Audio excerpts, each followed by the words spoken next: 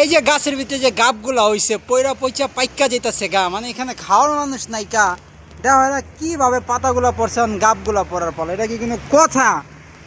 মানে দেন আপনারা দেন কি গাছে কি গাব আইরে ইটালি রে। মানে পাখিরাও খাস না নাকি খায়া হুদে তোরা পাতা? পাখিরা ওড়ে পাতা চৈরা একদম ঝরা জায়গা।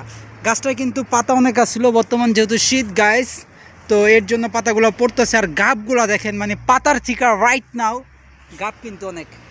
আমি দেখাইতেছি আপনাদের, দেখছেন? মাশাল্লাহ মাশাল্লাহ, আল্লাহর কুদরত, হে আল্লাহ। কিন্তু খাইতে পারলে ভালোই তো, গাবটি পাইকা পাইকা রয়েছে, এক একটা লাল টগর টগর গাব। হ্যাঁ, ওই যে গাবগুলো আমি আরও জুম করে দেখাইতেছি আপনাদের, ফোকাসটা নিয়ে নেই। এই যে দেখেন মাশাল্লাহ, এই গাবগুলা মানে এখানে যে বাড়িওয়ালা মানে এগুলো শখে ইউরোপ ইতালিতে, বুঝছেন, ইউরোপ আমেরিকাতে আমাদের মতো যেহেতু এরা ওকিন্নি ফকিন্নি আঙ্গাল কাঙ্গাল না। ওই আস্তে আস্তে, তো আমাদের মতো এরা যেমন বাংলাদেশ, ইন্ডিয়া, পাকিস্তান, নেপাল এইসব দেশের মতো আঙ্গাল কাঙ্গাল না।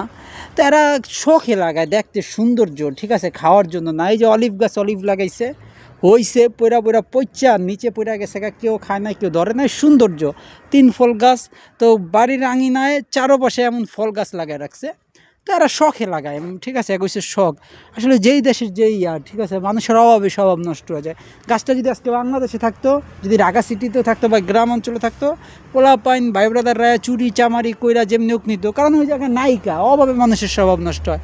তো জিতো বাংলাদেশ, সবাইকে স্বাগতম ভিডিওটা দেখার জন্য।